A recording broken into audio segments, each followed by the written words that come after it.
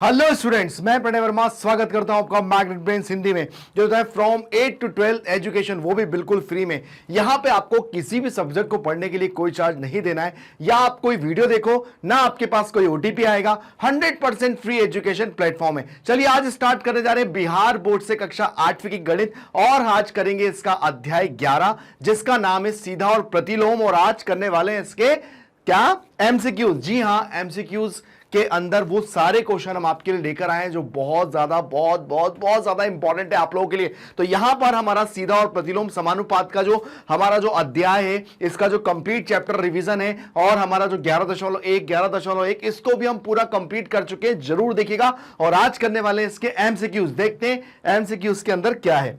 चलिए, सबसे पहला क्वेश्चन। अब यहां पर हमारे पास एमसीक्यूज में ऐसा नहीं लिखा है कि ये मतलब ये कौन सा है, ये सीधा समानुपात है कि ये प्रतिलोम समानुपात है। यहां पर हमको समझना है, और समझने के बाद यहां पर हमको उसका राइट आंसर लगाना है कि भाई यहां पे वो क्या होगा। लेकिन हमें मेथड तो पूरी फॉलो करना पड़ेगी, क्योंकि एमसीक्यूज के अंदर से भी हमारे जो क्वेश्चन है वो हमारे सब्जेक्टिव बन सकते हैं, ठीक है ना। तो यहां पर हमको उसको पूरी मेथड से करना पड़ेंगे, फिर यहां पर राइट आंसर जो होगा वो हम यहां पर करेंगे। चलिए, सबसे पहले हमें दिया है 10 मीटर कपड़े का मूल्य 1000 रुपए है।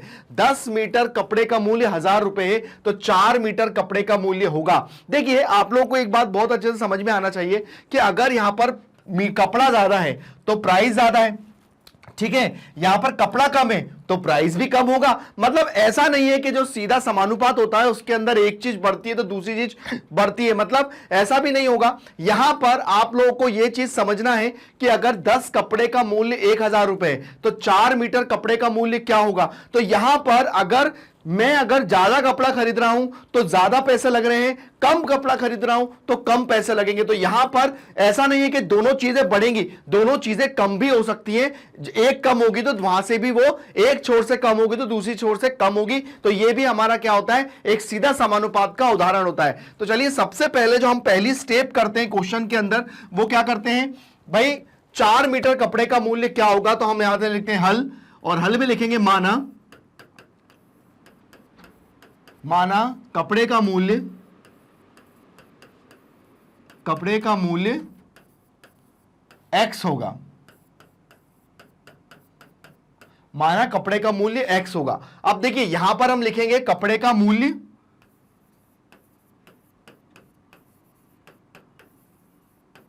जो कि काय में चल रहा है, रुपए में चल रहा है, ठीक है। और यहां पे लिखेंगे कपड़ा मीटर में, ठीक है। चलिए, अब यहां पर जो कि आप लोग जानते हैं कि यहां पर हम एक बॉक्स पैटर्न बनाते हैं ताकि हम लोग अपनी वैल्यूज को उसके अंदर पुट कर सकें और आराम से उसको बना सकें। तो यहां पर आप लोग बॉक्स थोड़ा अच्छा सा बनाइएगा, मेरा थोड़ा सा आपको लग रहा होगा। तो यहां पर देखिए, कपड़े का मूल्य, जब यहां पर सबसे पहले कि कपड़े का मूल्य, या तो थोड़ा सा ऐसा लिख लीजिए, यहां पर ऐसा लिख लीजिए कि यहां पर हो जाएगा आपका कपड़ा जो कि हो जाएगा मीटर में। तो यहां लिख लीजिए आप कपड़ा मीटर में, ठीक है। या कपड़े की लंबाई भी कर सकते हैं, कोई दिक्कत नहीं है। और यहां पे कपड़े का मूल्य,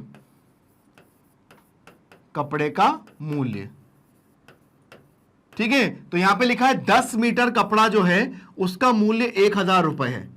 10 मीटर कपड़े का मूल्य 1000 रुपए है, तो 4 मीटर कपड़े का मूल्य होगा। तो 4 मीटर कपड़े का मूल्य यहां पर मान लिया था हमने x, ठीक है ना। वैसे ये भी हमारा XY होता है, लेकिन आप यहां पर x मान सकते हो। आया समझ में, x की जगह पर A, B या Z, Y कुछ भी पुट कर सकते हो। ऐसा कोई कंपलसरी नहीं है कि जो मैंने आप पुट किया है वो ही आप पुट करो। देखिए, तो ये कौन सा समानुपात है, ये सीधा समानुपात है। सीधा, इसको सीधा समानुपात कहते हैं, प्रत्यक्ष समानुपात भी इसको कहते हैं, ठीक है ना। तो देखिए, यहां पर हम लिखेंगे 10/1000 बराबर 4/x, ठीक है। चलिए, अब हम क्या करेंगे, यहां पे नीचे x है तो हम इसको क्या कर देंगे, प्रतिलोम कर देंगे ताकि हमको सॉल्व करने में आसानी हो जाए। तो यहां कितना हो जाएगा, 1000/10 बराबर x/4।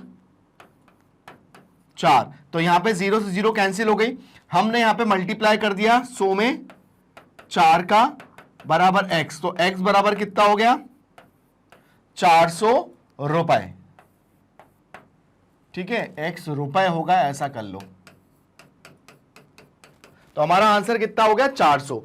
ये देखिए मैंने क्या बोला, 4 मीटर का 10 मीटर का 1000 रुपए, तो 4 मीटर का 400 रुपए। इस तरह से हम लोग क्वेश्चनों को समझेंगे और क्वेश्चनों को समझने के बाद अगर ये आपका एग्जाम में 2-3 मार्क्स का 3 मार्क्स का क्वेश्चन होता है तो इसको करने का तरीका ऐसा है, और आपको केवल टिक लगाना है। तो आप लोग टिक लगाने के लिए एक छोटा सा, मतलब मैं आपको एक वो भी तरीका बताता हूं कि आप लोग उसको कैसे सॉल्व कर सकते हैं अगर एग्जाम में एमसीक्यूज में आता है। और अगर आप इसको जल्दी सॉल्व करना चाहते हैं तो इसका जल्दी सॉल्व करने का तरीका क्या होगा भैया, 10 मीटर कपड़े का मूल्य 1000 रुपए है, ठीक है, तो 4 मीटर कपड़े का मूल्य आपने मान लिया x, ठीक है, क्योंकि आपको लिखने की तो जरूरत है नहीं, आपने तो सीधे सीधे यहां पर कर लिया, क्योंकि हमको क्या करना है, x और y को यहां पर काय में करना पड़ता है, अपॉन में करना पड़ता है। तो बस यहां पर क्या हो जाएगा, 1 0 से 1 0 कैंसिल हो गई, तो यहां पे हो जाएगा 100 बराबर x बटा 4, 4 का मल्टीप्लाई यहां कर दीजिए, तो 4 गुना 100 बराबर x, तो x बराबर कितना हो जाएगा 400 रुपए। तो ऐसा करने से भी हम लोग, जब हम लोग एमसीक्यूज को सॉल्व करते हैं तो एमसीक्यूज को सॉल्व करने के लिए हमें ये तो दिखाना नहीं है, लेकिन जब, इसलिए आपको पूरा एक्सप्लेनेशन के साथ ये बताया जाता है कि भाई अगर मान के चलिए आपके पास ये क्वेश्चन सब्जेक्टिव में आ जाता है तो उसको कैसे सॉल्व करेंगे, मतलब 3 नंबर में या 4 नंबर में अगर ये क्वेश्चन आता है तो उसको ऐसे सॉल्व, पूरी मेथड से कैसे सॉल्व करना, ठीक है ना। तो चलिए पहला क्वेश्चन खत्म होता है, अगले क्वेश्चन की तरफ बढ़ते हैं। हमें क्वेश्चन को समझना पड़ेगा। अब इसके अंदर जब आपकी एक्सरसाइज के अंदर आपको क्वेश्चन के अंदर जब 11.1 और 11.2 तो वहां पर आपको क्लियरली दिया हुआ है कि भैया ये जो है वो सीधा समानुपात है और वहां पे प्रतिलोम समानुपात है। पर यहां पर आप जब क्वेश्चन सॉल्व करेंगे तो आपको यहां पर खुद देखना पड़ेगा कि सीधा समानुपात हो रहा है कि प्रतिलोम समानुपात हो रहा है। 15 किताबों का भार 6 किलो है, 15 किताबों का भार 6 किलो है, तो 10 किताबों का भार होगा। भाई देखिए 15 किताबों का भार 6 किलो है, तो 15 के हिसाब से 6 किलो है, तो यहां पे 15 से किताब कम होगी 10 किलो, तो 10 किलो का हो सकता है कि यहां पे 4 किलो वजन हो। तो वो मतलब अगर यहां पे बढ़ा रहा हूं तो यहां पे भी, यहां पर अगर वेट, किताबें ज्यादा है तो वेट भी ज्यादा है, तो यहां किताबें कम है तो वेट भी कम होगा, ठीक है। तो चलिए सबसे पहले लिखेंगे माना किताबों का भार, माना किताबों का भार है ना y kg है, ठीक है, y kg है, हमने y ले लिया अब, ठीक है। तो यहां पर क्या हो जाएगा, किताबों का भार और किताबों की संख्या, किताबों की संख्या और किताबों का भार,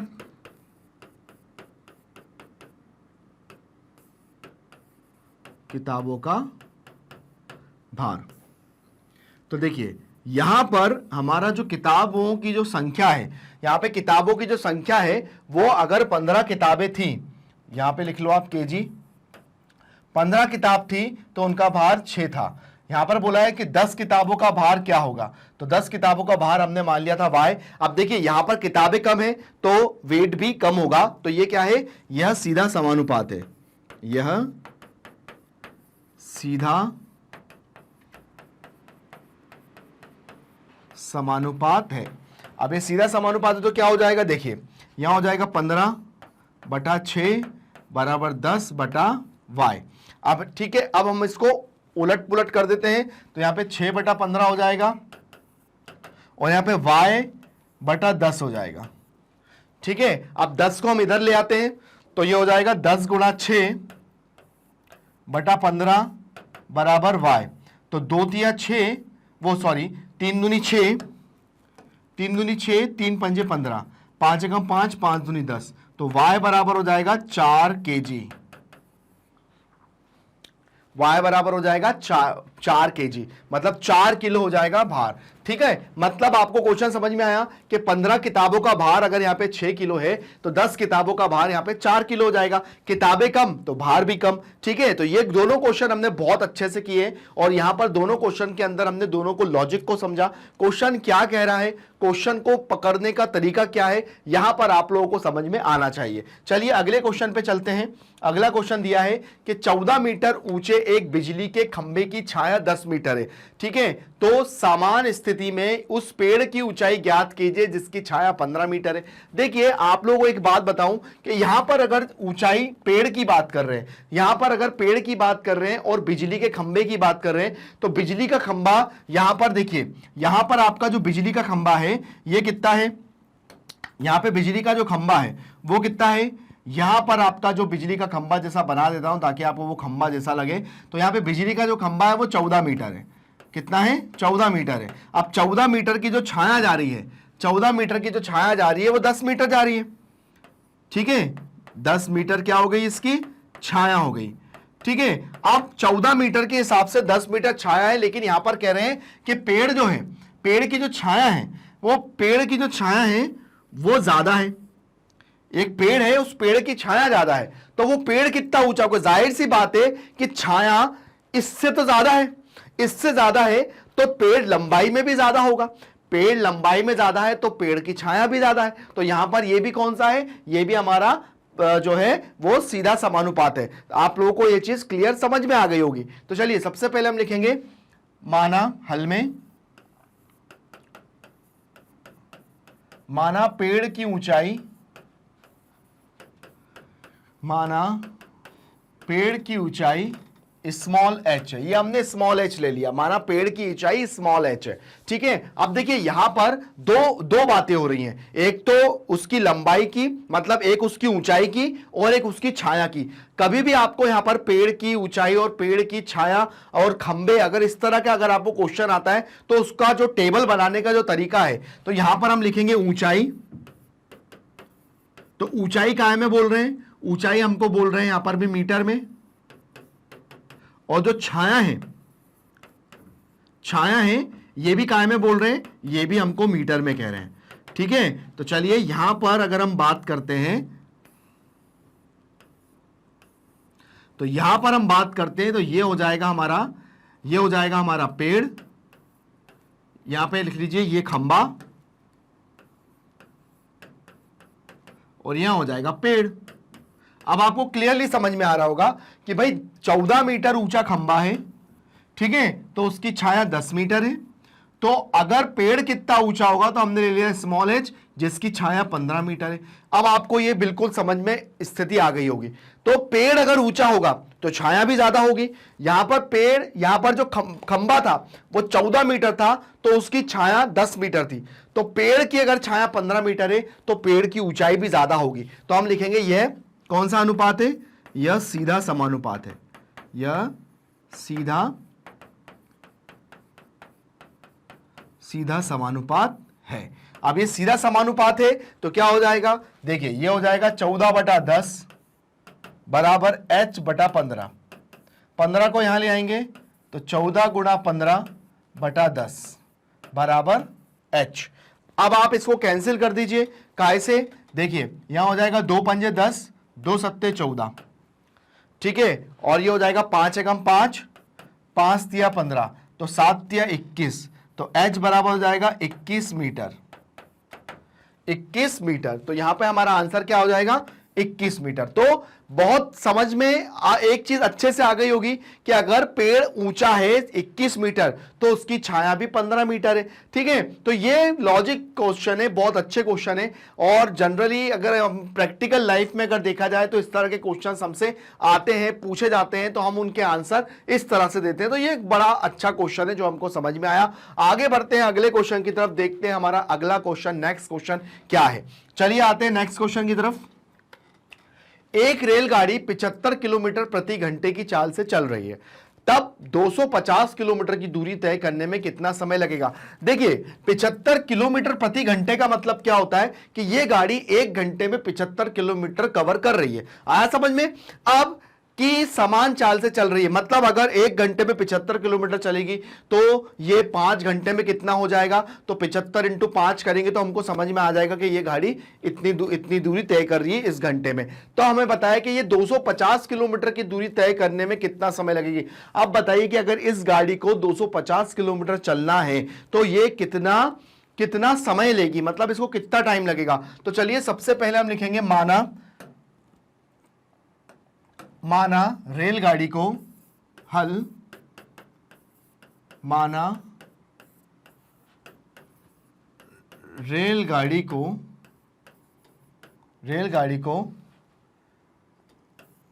x, है ना, रेलगाड़ी को x समय लगेगा।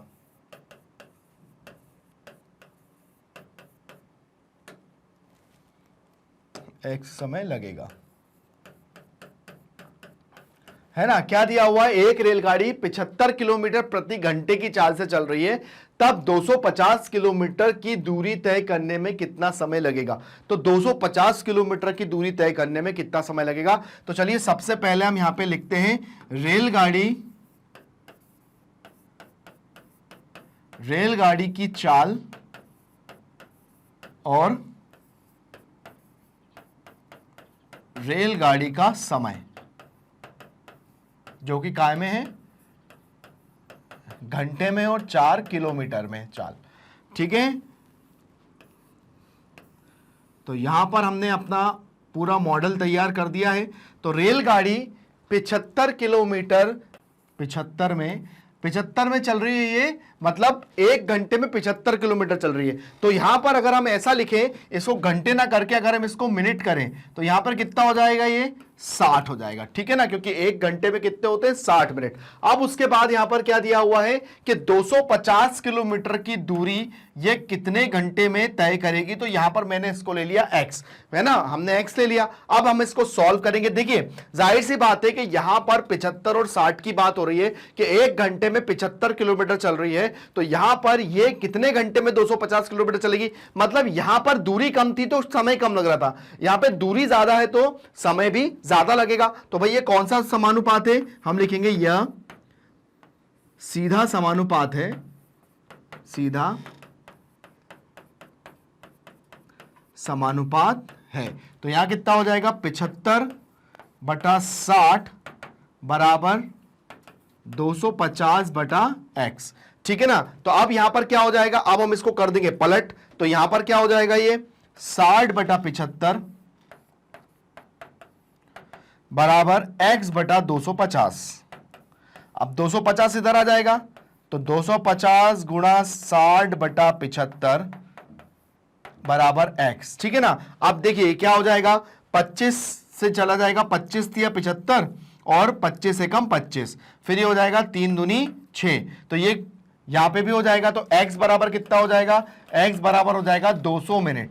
कितना हो जाएगा, अब ये 200 मिनट क्या होते हैं भैया, भैया देखिए यहां पर 1 घंटे में 60 मिनट होते हैं, तो 2 घंटे में कितने हो जाएंगे, 2 घंटे में 120 हो जाएंगे। 3 घंटे में कितने हो जाएंगे, 3 घंटे में हो जाएंगे आपके 180। ठीक है, तो 200 तो लिखा हुआ है, तो 3 घंटे और जो यहां पर हम लोग बताएंगे, है ना, मतलब यहां पर कितना है, 3 घंटे 20 मिनट। ठीक है ना, तो 3 घंटे 20 मिनट हमारे पूरे 200 मिनट होते हैं। तो हमारा आंसर कितना हो जाएगा, 3 घंटे 20 मिनट। तो यहां पर ये क्वेश्चन जो है, ज्यादा से ज्यादा रेलगाड़ी की चाल या बस की चाल या मोटरसाइकिल की चाल, इस तरह के क्वेश्चन आपको ज्यादा सीधा समानुपात या प्रत्यक्ष अनुपात में दिखता ही है। चलिए यहां पर हमारा चौथा क्वेश्चन होता है खत्म। आगे क्वेश्चन पे बढ़ते हैं, देखते हैं नेक्स्ट क्वेश्चन क्या दिया हुआ है। चलिए अब दिया है, किसी सॉफ्ट ड्रिंक फैक्ट्री में एक मशीन 840 बोतलें 6 घंटे में भरती है ना, तो वह मशीन 5 घंटे में कितनी बोतलें भरेगी। अब देखिए 6 घंटे में इतनी भर रही है, तो 5 घंटे में 840 से तो कम भरेगी ना, क्योंकि आप लोग खुद बताइए कि अगर समय ज्यादा होता है तो काम ज्यादा होगा, अगर समय कम होगा तो काम भी कम होगा। तो यहां पर किसी सॉफ्ट ड्रिंक फैक्ट्री में एक मशीन 840 बोतलें 6 घंटे में भरती है, तो वह मशीन 5 घंटे में कितनी बोतलें भरेगी। तो चलिए सबसे पहले हम लिखते हैं हल। माना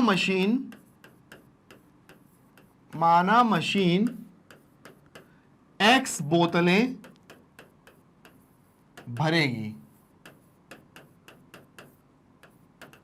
ये हो गया। तो अब क्या होगा, यहां पे लिखेंगे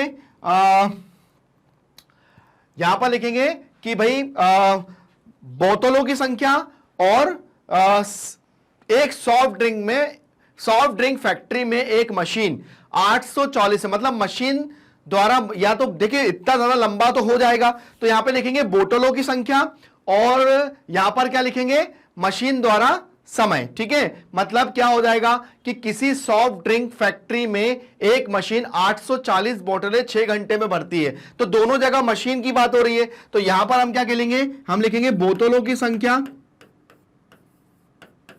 बोतलों की संख्या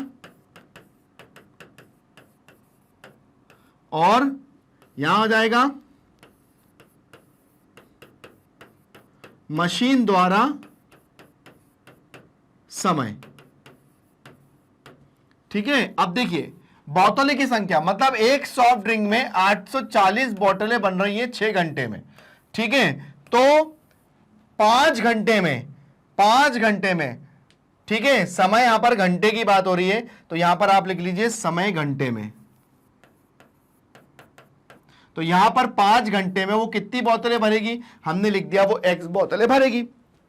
चलिए, जाहिर सी बात है समय कम है तो बोतल भी कम भराएंगी, तो ये हो जाएगा सीधा समानुपात, सीधा समानुपात है, यह सीधा समानुपात है। तो हो जाएगा 840/6 बराबर x बटा 5। ठीक है, तो चलिए अब हम इसको ऐसा लिख लेते हैं यहां पर, तो यह हो जाएगा 5 गुणा 840/6 बराबर x। ठीक है, अब भाग देते हैं हम लोग 6 से, देखते हैं कटता है कि नहीं कटता। तो अगर कट जाएगा तो बहुत ही अच्छी बात है। तो यहां पर 840 और यहां से करेंगे 6 से, तो 6 एकम 6, 6 एकम 6, 6 दूनी 12, 6 तेरह 6 चौको 24, 140। ठीक है, और 14 पंजे होता है 70, तो x बराबर हो जाएगा 700 बोतलें। कितना हो जाएगा, 700 बोतलें। ये हो गया। तो मैंने आपको पहले ही बताया था कि अगर 840 बोतलें वो 6 घंटे में भर रही हैं, तो यहां पर अगर समय 6 घंटे है तो 840 बोतलें बना रही है, तो अगर यहां पर हम समय कम कर दें, मतलब 6 से यहां 5 घंटे हो गए, तो वो 840 से तो कम बनाएगी। तो यहां पर हमारा कितना आंसर आ गया, 700 बोतलें वो बनाएगी कितने घंटे में, कितने घंटे में, मतलब 5 घंटे में। तो ये क्वेश्चन जो है ना, वो आप लोगों के क्वेश्चन थोड़ा लॉजिकल है, समझोगे तो आराम से समझ में आ जाएगा कि आप लोग किस तरह के क्वेश्चंस यहां पर करोगे, तो आपको ज्यादा नॉलेज होगा। चलिए बढ़ते हैं अगले क्वेश्चन की तरफ। एक कार 36 लीटर डीजल में, 36 लीटर डीजल में 432 किलोमीटर की दूरी तय करती है। क्वेश्चन को समझना, ठीक है ना, क्वेश्चन जितने अच्छे से समझोगे कि भाई एक कार 36 लीटर में है ना 432 किलोमीटर की दूरी तय करती है, तब वह 25 लीटर में कितनी दूरी तय करेगी। देखिए यहां पर अगर हम 36 और 25 का कंपैरिजन करें, 36 और 25 से कंपैरिजन करते तो 36 लीटर ज्यादा होता है, तो 36 लीटर पेट्रोल डलाऊंगा तो गाड़ी दूरी भी ज्यादा तय करेगी, और अगर मैं 25 लीटर पेट्रोल डलाऊंगा तो गाड़ी यहां पर 432 से तो कम कम मतलब दूरी तय करेगी। तो यहां पर सबसे अच्छी बात यह है कि समझने का सबसे अच्छा तरीका है कि 36 लीटर में वो 432 किलोमीटर चल रही है, तो 25 लीटर में तो वो 432 से कम चलेगी ना, क्योंकि यहां पर आप लोग जानते हैं कि आप लोग खुद गाड़ी अगर चलाते होंगे तो कम पेट्रोल डलाते हैं तो कम चलती है, ज्यादा पेट्रोल डलाते हैं तो ज्यादा चलती है। तो यहां पर हम यहां पे क्या करेंगे कि भाई माना वह 25 लीटर डीजल में कितनी दूरी तय करेगी, हम लिखेंगे माना वह, माना हल, माना कार x किलोमीटर की दूरी तय करेगी। माना कार x किलोमीटर की दूरी तय करेगी। अब x किलोमीटर की दूरी तय करेगी तो क्या हो जाएगा, हम लिखेंगे यहां पर कार की चाल जो काय में है, किलोमीटर में, और कार द्वारा लिया गया वो कार की चाल और कार का डीजल, कार का डीजल। तो डीजल काय में चल रहा है अपना, लीटर में, तो चलिए लीटर में हो गया। चलिए अब यहां पर हम लोगों ने पूरी रूपरेखा जमा ली है। अब जमाने के बाद हम लोग क्या करेंगे कि भाई जब हमने 432 किलोमीटर चलाया तो डीजल कितने का डलाया था, 36 रुपए का। अब जब हम लोग 25 रुपए का डीजल डला रहे हैं, सॉरी 25 लीटर डीजल डलवा रहे हैं, तो गाड़ी कितनी दूर चलेगी, हमने मान लिया था वो x, ठीक है ना। तो ये इतनी कहानी हमारे पास आ गई है। अब क्या करना है, अब हमारे पास केवल एक ही काम है कि यहां पर हम लोग इसको बता देते हैं कि ये कौन सा है ना, ये सीधा समानुपात है। क्या लिखेंगे, यह सीधा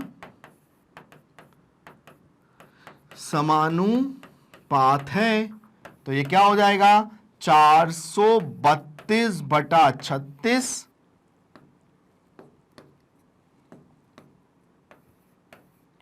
बराबर x/25। ठीक है, चलिए अब इसको हम लोग सॉल्व करते हैं। तो सबसे पहले हम लोग 25 को इधर ले आते हैं, तो यहां पर कितना हो जाएगा, 432 गुणा 25/36 बराबर x। अब देखिए यहां पर अगर हम इसको कैंसिल करते हैं तो ये कितना हो जाएगा, 2 दूनी 4, 2 एकम 2, 2 छंग 12 है ना, और ये हो जाएगा 2 एकम 2, 2 अट्ठे 16। ठीक है, अब ये कितनी बार कैंसिल हो जाएगा, ये कैंसिल हो जाएगा हमारा 3 के पहाड़े से, तो ये हो जाएगा 3 सत्ते 21, 3 दूनी 6, ठीक है, और 3 नम तो 3 छंग 18। ठीक है, अब उसके बाद आप 702 और यहां पर है 6 फिर से कैंसिल हो जाएगा। ये कौन से पहाड़े से, यहां 2 के पहाड़े से कैंसिल हो रहा है, तो कितना हो जाएगा, 2 तिया 6 और 2 पंजे 10 और 2 छंग 12, और ये हो जाएगा 2 तिया 6। अब ये फिर से काय से कैंसिल हो रहा है, फिर से हम इसको कैंसिल कर सकते हैं 3 के पहाड़े से। तो 3 के पहाड़े से कैंसिल कैसे, 3 से कैंसिल हो सकता है क्या, तो आप इसको करके देखिए। यहां हो जाएगा 3 और यहां हो जाएगा 356, तो हो जाएगा 3 एकम 3, फिर एकम 3 एकम 3, नहीं ये कैंसिल नहीं हो रहा है। तो आप एक काम करते हैं, हम लोग एक बार यहां पर हम लोग दोबारा से इसको कैंसिलेशन देखते हैं, क्या कैंसिलेशन हमारा ठीक था। तो चलिए एक बार करके देखते हैं हमारा कैंसिलेशन, क्या क्या हमने कैंसिलेशन ठीक किया था। तो यहां पर 36 है और 36 के बाद 432 है और 25 है। तो यहां पर आप लोगों ने देखा कि यहां पर हमारा 432 था, 36 था, 432, 36 और यहां पे 25 है। तो यहां पर हमने क्या करा, 25 को इधर लेकर आए। अब हम लोग सबसे पहले इसको कैंसिल करते हैं, 2 के पहाड़े से आप इसको कैंसिल करो, 432 को और 432 और 36 को। तो 432 जब 2 के पहाड़े से कैंसिल होता है, तो देखिए 432 है, जब इसको 2 के पहाड़े से कैंसिल करेंगे तो 2 दूनी 4, फिर हो जाएगा 2 एकम 2, फिर उसके बाद 2 छंग 12। तो ये कितनी बार पे कैंसिल हुआ, 216 बार में। ठीक है, फिर अब इसको कैंसिल करेंगे 2 के पहाड़े से, तो कितना हो जाएगा, 2 एकम 2 और 2 अट्ठे 16। ठीक है, 216/18 आया। अब उसके बाद वापस से अगर हम इसको 2 के पहाड़े से कैंसिल करते हैं 216 को, तो कितना हो जाएगा, 2 एकम 2 0 और 2 अट्ठे 16, और ये कितना हो जाएगा, 2 नम 18। अब फिर क्या करेंगे, 108 क्या 9 के पहाड़े से कैंसिल होता है, जी हां बिल्कुल जाएगा। कैसे, 9 एकम 9, तो 9 एकम 9, 9 दूनी 18। ठीक है, अब क्या करेंगे, अब हमारे पास एक ये है कि यहां पर हम लोग जब 9 एकम 9 और 9 एकम 9, 9 दूनी 18, फिर अब हम क्या करेंगे, 25 और 12 का जब हम गुणा करते हैं तो क्या यहां पर हमारा आंसर आएगा जो हमारे ऑप्शन को मैच करेगा। तो चलिए हम लोग गुणा करते हैं, तो यहां पर हो जाएगा 25 और ये हो जाएगा 12, तो कितना होता है, 12 पंजे 60, 60 की 0 हासिल का 6, 12 दूनी 24, 25 26 27 28 29 30, कितना आ गया, 300 हमारा आंसर। तो x बराबर कितना आ गया,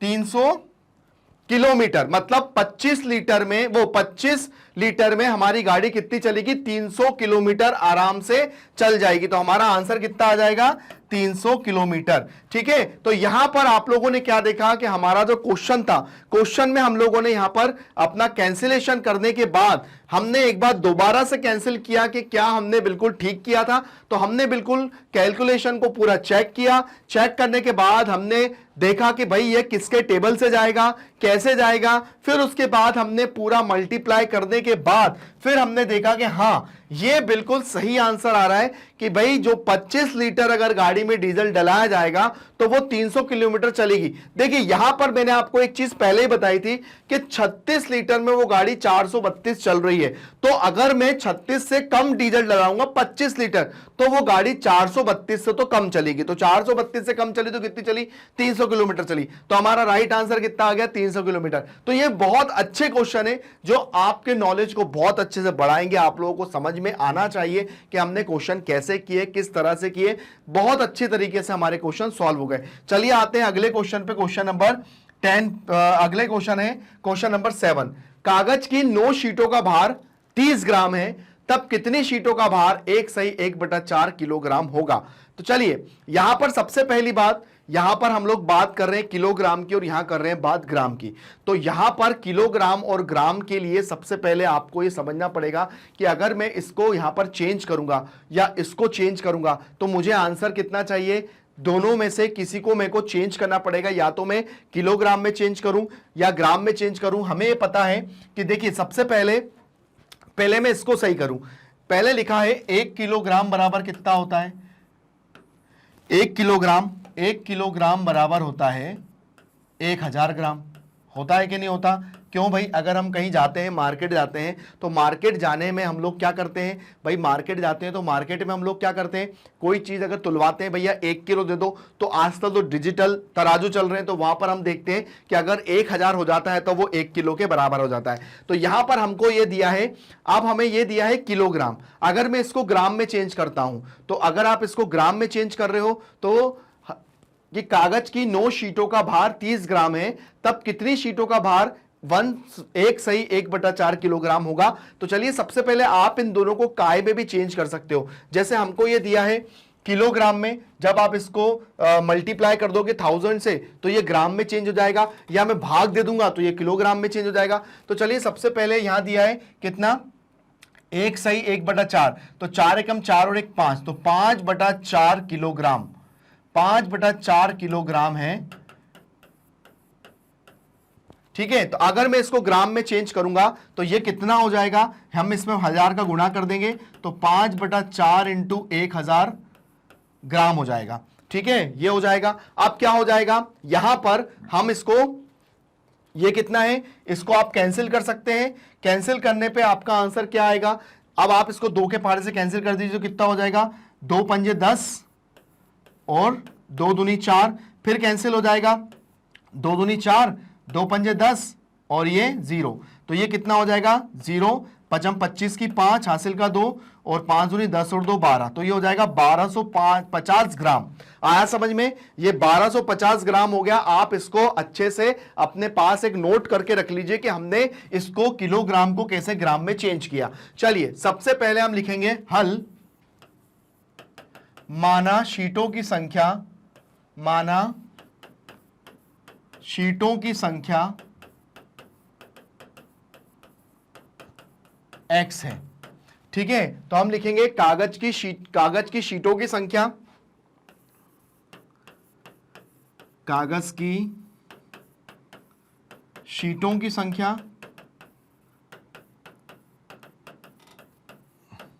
और संख्या और कागज की शीटों का भार, कागज की शीटों का भार। तो भार जो दिया है वो ग्राम में दिया हुआ, ठीक है ना, हमने ग्राम में चेंज कर लिया। चलिए ये इतना पूरा चेंज हो गया। अब क्या करेंगे, अब यहां पर दिया है कि भाई कागज की अगर 9 शीट थी तो उनका जो भार था वो 30 ग्राम था। ठीक है, तो यहां पर दिया है कितनी शीटों का भार, तो कितनी शीटों का भार 1250 ग्राम होगा। ठीक है, तो चलिए अब यहां पर हम लोग देखते हैं कि हमारा आंसर क्या आता है। अब यहां पर हमारा आंसर मैच करने के लिए हम लोग सबसे पहले क्या करेंगे, ये बता देंगे कि देखिए अब 9 शीटों का भार तो 30 ग्राम है, तो अगर 1250 ग्राम भार है तो ये जाहिर सी बात है कि हमारा यहां पर शीटों की संख्या भी ज्यादा होगी। तो कौन सा है ये भाई ये प्रतिलोम यह सीधा समानुपात है। कौन सा है, सीधा समानुपात है। तो यहां हो जाएगा 9/30 बराबर x/1250। ठीक है, चलिए अब आप क्या करेंगे, आप इसको इधर ले आइए, तो ये कितना हो जाएगा 1250, 1250 गुणा 9/30 बराबर x। तो एक जीरो से एक जीरो कैंसिल हो गया, 3 एकम 3, 3 तिया 9, ठीक है। तो 3 पंजे 15, 15 की 5 हासिल का 1, 3 दूनी 6 और 1 7, 3 एकम 3, 975 ग्राम, वो 375 शीटों का भार जो है वो कितना है, 1250 ग्राम है। तो यहां पर ये हो गया आंसर 375। तो देखिए आप लोगों ने क्वेश्चन सॉल्व किया, क्वेश्चन सॉल्व करने के बाद आपने देखा कि हमने कैसे यहां पर जो ग्राम और किलोग्राम का आपको जो लग रहा था, तो हमने क्या करा, हमने इसको भी ग्राम में चेंज कर लिया। तो ग्राम में चेंज करने के बाद यहां पर आप लोगों ने देखा कि ये 1250 ग्राम आया, और 1250 ग्राम आने के बाद यहां पर हमने उसको टेबल में जमाया, टेबल में जमाने के बाद हमने इसको सॉल्व किया, तो 375 हमारे सामने आया। तो ये बिल्कुल राइट आंसर होगा कि भाई 375 शीटों का जो भार है वो 1250 ग्राम होगा। तो ये बहुत इजी क्वेश्चन है ना। आगे बढ़ते हैं अपने अगले क्वेश्चन की तरफ, देखते हैं अगला क्वेश्चन हमें किस तरफ ले जाता है और हमें क्या नया ज्ञान देता है। तो चलिए नए क्वेश्चन पे आते हैं। हमें दिया है रानू आधे घंटे में 540 शब्द टाइप करती है, ठीक है। वह 8 मिनट में कितने शब्द टाइप करेगी। देखिए आधा घंटा आप लोग जानते हो, आधा घंटा मतलब यहां पे 30 मिनट की बात हो रही है, ठीक है। आधा घंटा मतलब 30 मिनट। तो यहां पर अगर हम आधे घंटे को भी 30 मिनट लिख लेते हैं तो हमको जो आंसर हो जाएगा कि वो 8 मिनट में कितने शब्द टाइप कर लेगी। तो चलिए सबसे पहले हम लिखेंगे हल, माना वह x शब्द टाइप कर लेगी, टाइप कर लेगी, ठीक है। तो यहां पर हम लिखेंगे, है ना, यहां पे लिखेंगे रानू आधे घंटे में तो 540 शब्द टाइप कर लेती है, ठीक है। तो यहां पर हम लिखेंगे समय, है ना, और यहां पे लिखेंगे हम लोग टाइप किए गए शब्द,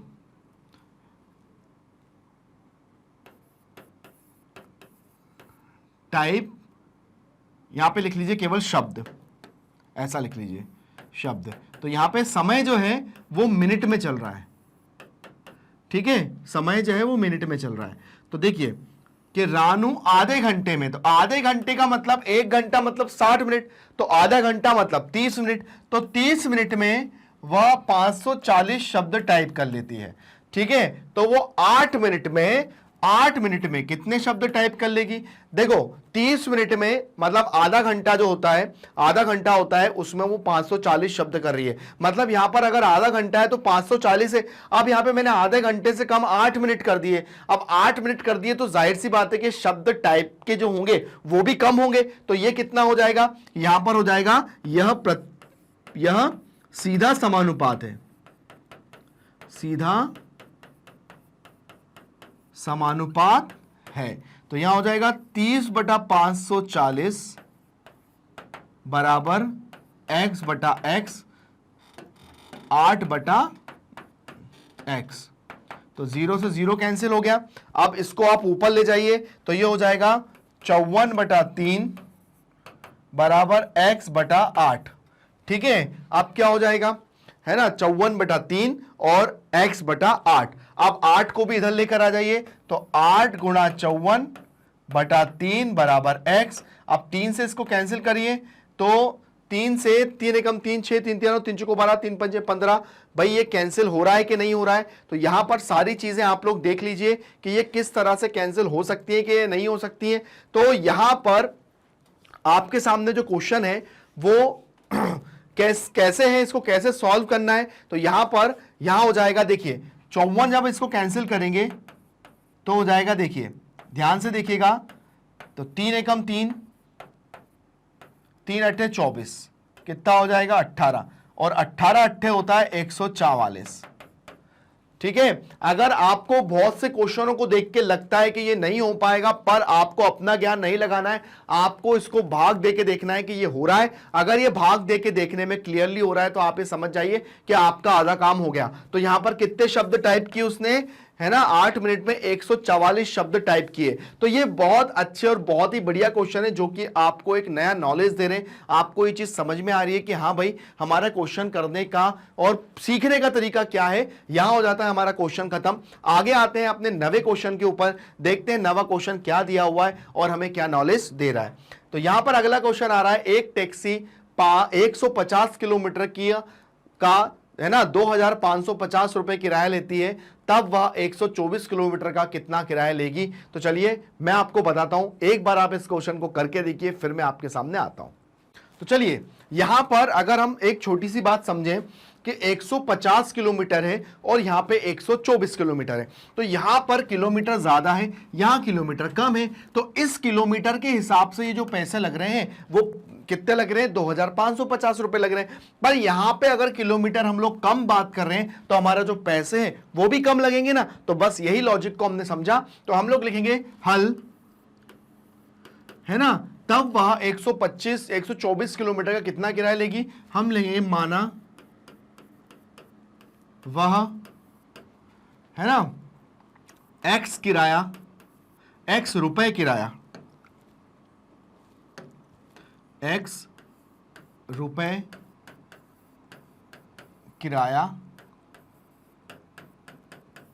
लेगी, है ना। ये हो गया। अब हम क्या करेंगे, यहां पे लिखेंगे टैक्सी का किराया और टैक्सी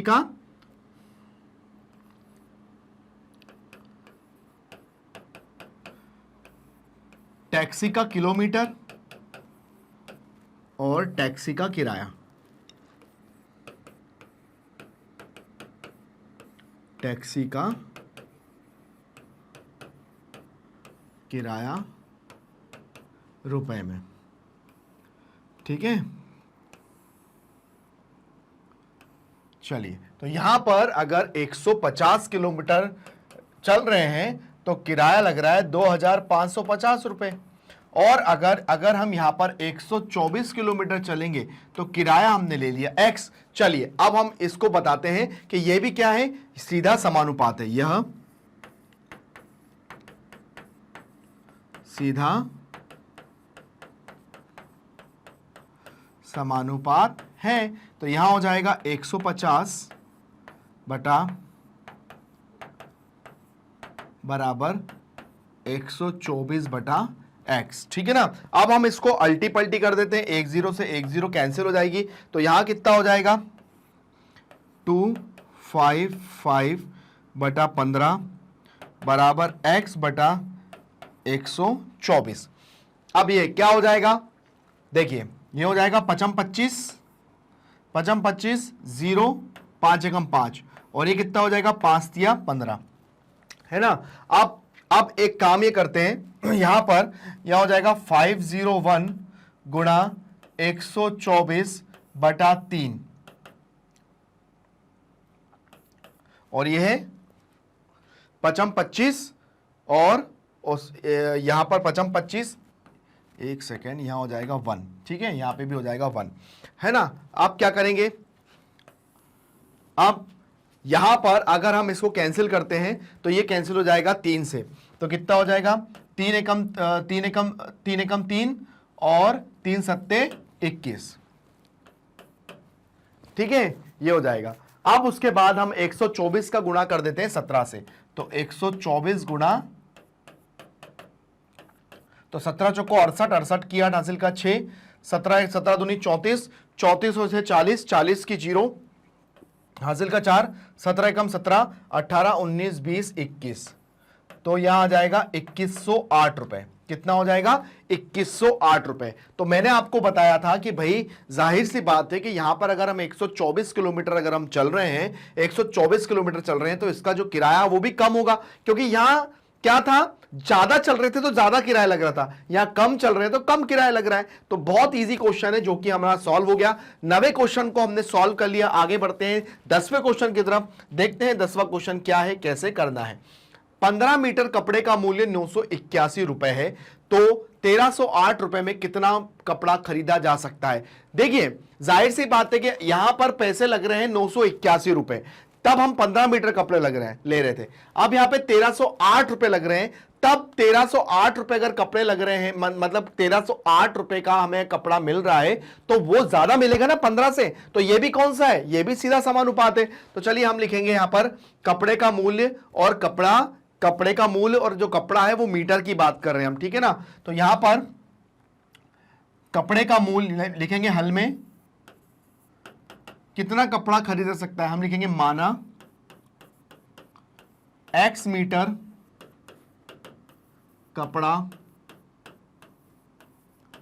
खरीदा जा सकता है।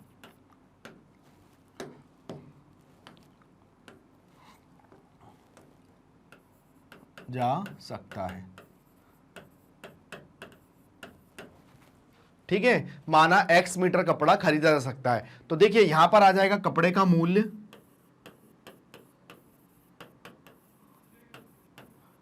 और यहां पर कपड़ा मीटर में। तो यहां पर हम बात कर रहे थे कि 15 मीटर कपड़ा जो था, है ना, 15 रुपए, है ना, कपड़े का मूल्य जो था वो 981 रुपए था। तो 981 में 15 मीटर कपड़ा मिल रहा था। तो यहां पर बोला है कि कितना, 1308 रुपए में कितना मूल्य कपड़ा मिल रहा है, तो हमने इसको ले लिया x। ठीक है, ऊपर नीचे आप चाहे कपड़े को ऊपर कपड़ा ले लो, है ना, और यहां पर आप कपड़े का मूल्य ले लो, आप दोनों में से किसको भी ऊपर नीचे ले सकते हो। तो यहां पर जाहिर सी बात है सीधा समानुपात है, जैसा कि मैंने बताया कि यहां सीधा समानुपात है।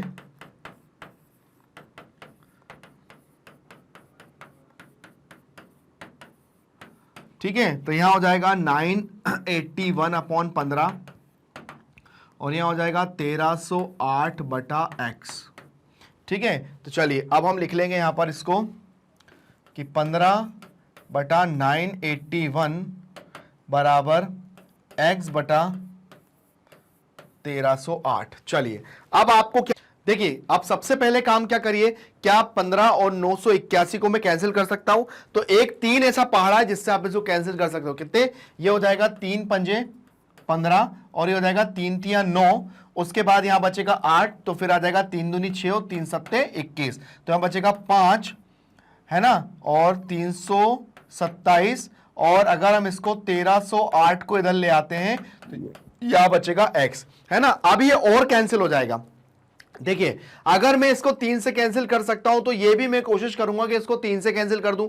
तो देखिए ये कितना हो जाएगा, 3 चौको 12, ठीक है, और फिर उसके बाद 3 तिया 9 और 3 छंग 18, और ये हो जाएगा 3 एकम 3, और उसके बाद हो जाएगा ये 0 3 नम 27, है ना। अब आप एक काम कर सकते हैं यहां पर कि आप अगर चाहें तो 436 में 5 का गुणा कर दीजिए। अगर 436 में अगर हम 5 का गुणा कर देते हैं तो देखिए 436 और 5 का गुणा कर देते तो 6 पंजे 30 की 0 हासिल का 3, 5 तिया 15, 16 17 18, 18 की 8 हासिल का 1, 4 पंजे 20 और 1 21, 2180/109, 2180/109। अब क्या ये 2180/109 ये कौन से पहाड़े से जा रहा है? तो चलिए अब हम 109 का पहाड़ा लिखकर देखते हैं। 109 एकम 109,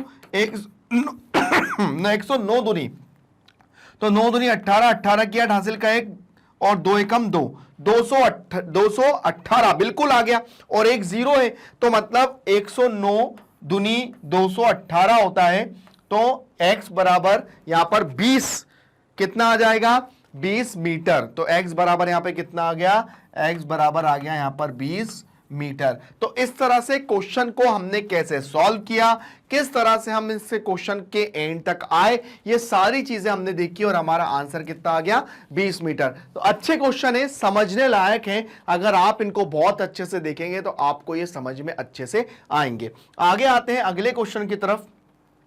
हमें दिया है, आप यहां से क्वेश्चन फिर से समझिए कि 14 मजदूर एक दीवार को 45 घंटे में बनाते हैं, तो कितने मजदूरों की आवश्यकता होगी वो दीवार को 35 दिन में बना ले, है ना। अब देखिए यहां पर 14 मजदूर एक दीवार को 45 दिन में, यहां पर है 45 दिन लिखा हुआ है, ठीक है ना, 45 दिन में बनाते हैं तब कितने मजदूरों की आवश्यकता होगी वो दीवार को 35 दिन में बना ले।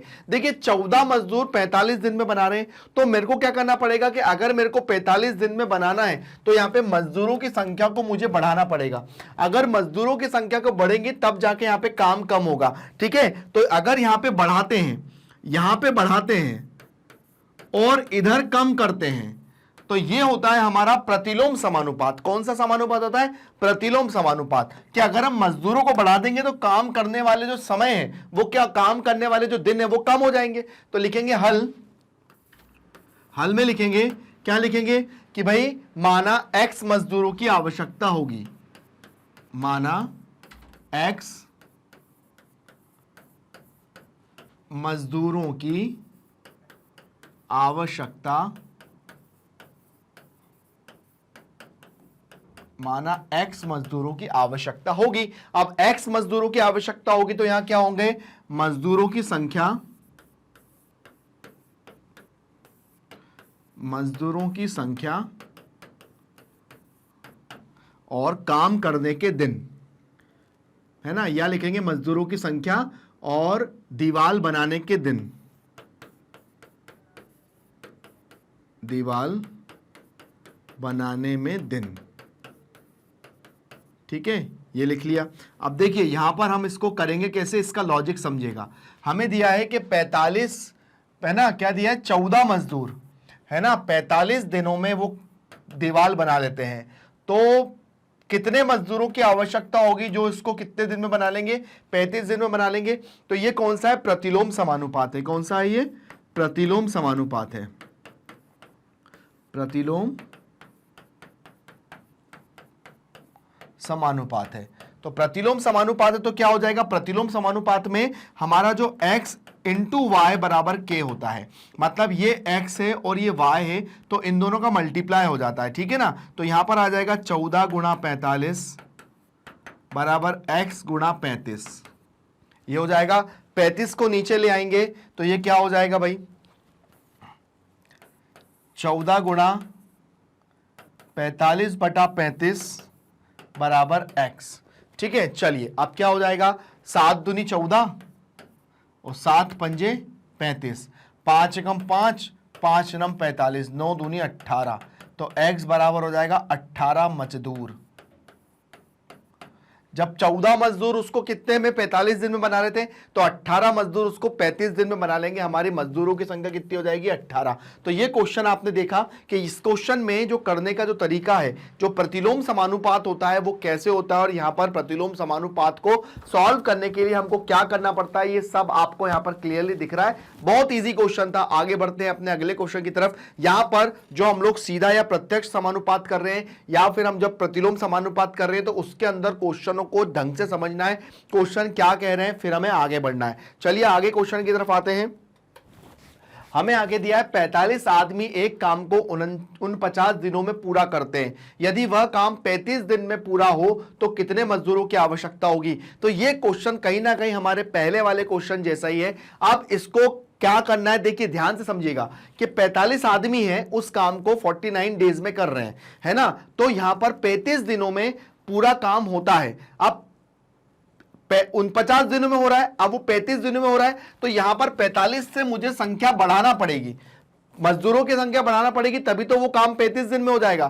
तो हम लिखेंगे हल, माना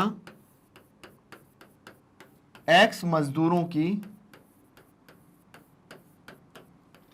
आवश्यकता होगी, आवश्यकता होगी।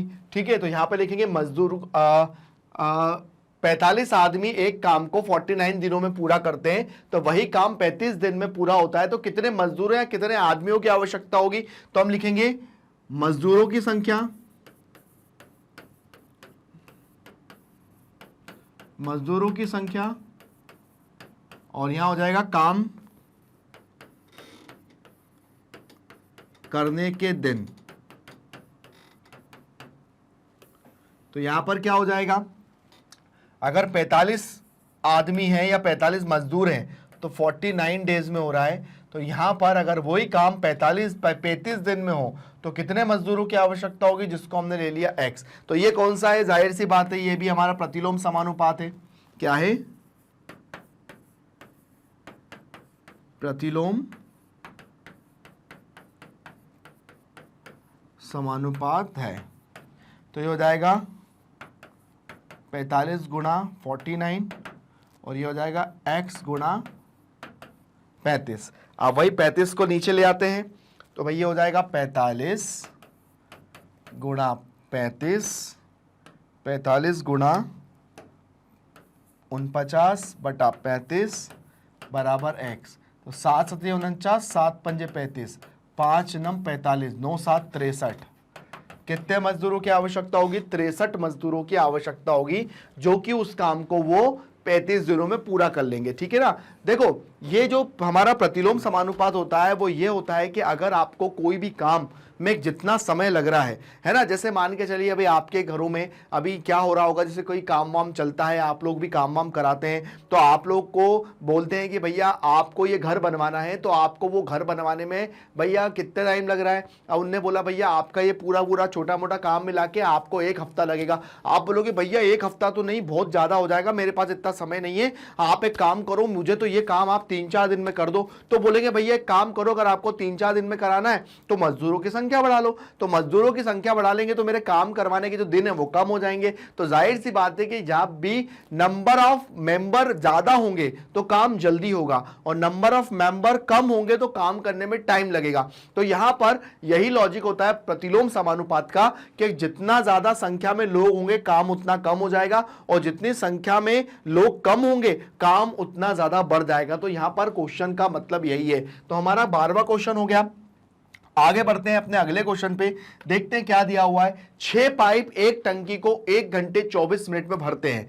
6 पाइप है ना, 6 पाइप एक टंकी को 1 घंटा 24 मिनट भरते हैं, तो 7 पाइप उस टंकी को भरने में कितना समय लगेगा। 6 पाइप से अगर एक पाइप ज्यादा हो जाएगा, देखो 6 पाइप है, 6 पाइप एक टंकी को 1 घंटा 24 मिनट में भर रहे हैं, तो आप 6 की जगह एक 7 पाइप और कर दिया तो इससे तो कम समय लगेगा ना। तो यहां पर हम लोगों को बताना है 24 मिनट में भरते हैं, 1 घंटा 24 मिनट में भरते हैं। तो यहां पे आपने देखा होगा हमारा सारा आंसर मिनट में है, तो हमको इसमें भी काय में करना पड़ेगा, मिनट में करना पड़ेगा। तो चलिए सबसे पहले हम लिखेंगे हल, हम लिखेंगे माना टंकी को भरने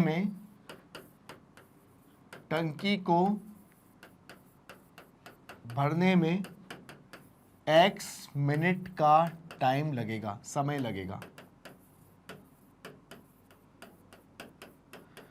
तो हम लिखेंगे पाइपों की संख्या,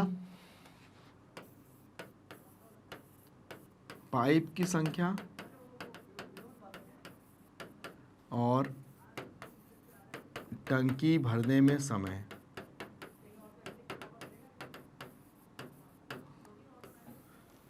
तो यहां पर आपने देखा कि हमने यहां पर बना लिया टंकी भरने का जो समय है वो मिनट में चल रहा है।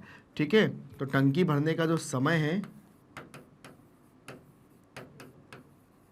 वो मिनट में है। तो पाइपों की संख्या 6 है, तो 1 घंटा मतलब कितना होता है 60, और 24 तो कितना हो जाएगा 84 मिनट। कितना हो जाएगा 84 मिनट। तो ठीक है, तो यहां पर हमारा जो 7 पाइप है तो उस टंकी को कितने टाइम में भर रहे, कितने मिनट में भर रहे, x मिनट में। तो देखो जाहिर सी बात है कि एक पाइप भर जाएगा तो टंकी जल्दी भरा जाएगी। तो यह प्रत्यक्ष समानुपात है, यह प्रत्यक्ष समानुपात है। तो 6/84 बराबर 7/x। ठीक है ना। चलिए अब इसको हम लोग ऐसा तो नहीं करना है इसको, क्योंकि ये हो जाएगा हमारा 6 गुणा 84 बराबर 7 गुणा x। तो 7 नीचे आ जाएगा तो हो जाएगा 6 गुणा 84/7 बराबर x। अब देखिए यहां पर आराम से 7 से 84 कैंसिल हो जाएगा। कैसे, ये हो जाएगा 7 एकम 7, 7 एकम 7, और 1 बचेगा 7 दूनी 14, 12 छंग 72। x बराबर हो जाएगा 72 मिनट। तो ये हमारा हो जाएगा आंसर, ठीक है ना। तो यहां पर हमारा जो आंसर है वो कितना आ गया, 72 मिनट आ गया। तो यहां पर हमने देखा कि भाई 1 घंटा 24 मिनट में 6 पाइप भर रहे हैं, तो 7 पाइप उसको कितना भरेंगे। अगर हम इसको घंटे में चेंज करते हैं तो यहां पर 1 घंटा 12 मिनट हो जाता है, ठीक है ना, 1 घंटा 12 मिनट। तो यहां पर 1 घंटा मतलब 60 और प्लस 12, तो 1 घंटा 12 मिनट में हमारी ये टंकी भर आ जाएगी, ठीक है ना। तो ये क्वेश्चन जो है वो बहुत अच्छे, बहुत बढ़िया क्वेश्चन है, हमें समझ में भी आ रहा है इन क्वेश्चनों को कैसे सॉल्व करना है, किस तरह से यहाँ पर देखना है। तो ये सारी चीजें अच्छी हैं और हमें एक नया नॉलेज यहाँ पे मिल रहा है, क्वेश्चन कैसे सॉल्व हो रहा है, किस तरह से हम लोग यहाँ पर कर रहे हैं क्वेश्चन के लॉजिक को समझ रहे हैं, लॉजिक को समझने के बाद हर चीजों को यहाँ पर हम लोग फॉलो कर रहे हैं। चलिए आगे बढ़ते हैं, नेक्स्ट क्वेश्चन पे आते हैं, देखते हैं नेक्स्ट क्वेश्चन क्या दिया हुआ है। चलिए आते हैं, 12 लोग एक गड्ढा खोदने में 8 दिन लगाते हैं, तो कितने लोग उसे 6 दिन में खोद लेंगे। तो देखिए जाहिर सी बात है कि 12 लोग एक गड्ढे को 8 दिन में खोद रहे हैं, तो कितने लोग 6 दिन में खोद लेंगे। तो देखो 8 दिन में खोद रहे हैं और 6 दिन में अगर खोदना है तो मुझे क्या करना पड़ेगा, 12 से 14 मजदूर करना पड़ेंगे, 15 मजदूर करना पड़ेंगे, तब जाके मेरा गड्ढा जल्दी खोदा जाएगा। तो हम लिखेंगे हल, तो क्या लिखेंगे, तो कितने लोग उसे 6 दिन में खोद लेंगे। हमने लिखा माना है ना, कितने लोग उसे कितने लोग, मतलब लिखेंगे माना लोगों की संख्या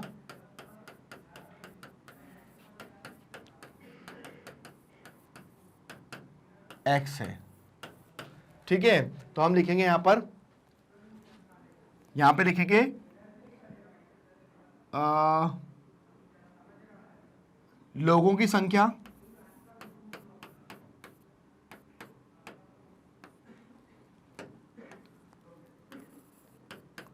लोगों की संख्या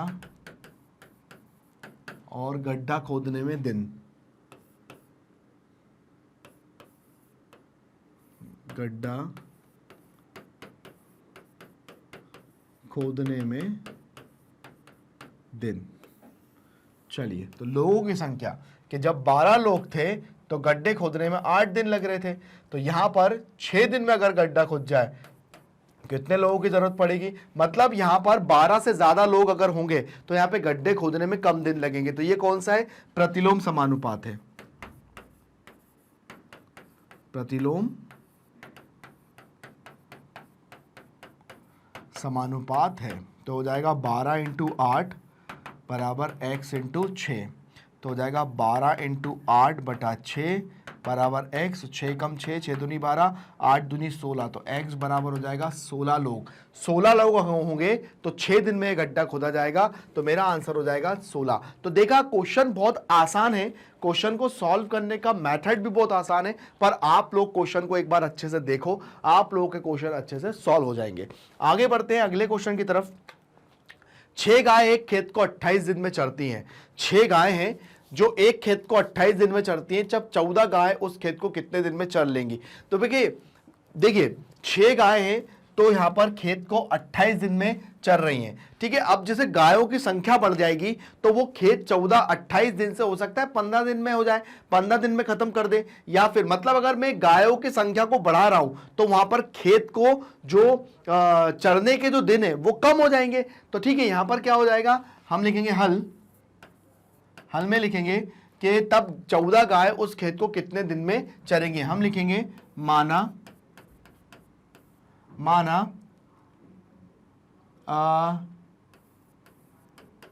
खेत को चरने में x दिन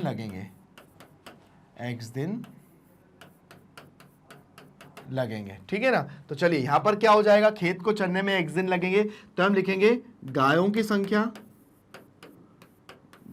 संख्या और खेत को चरने में दिन,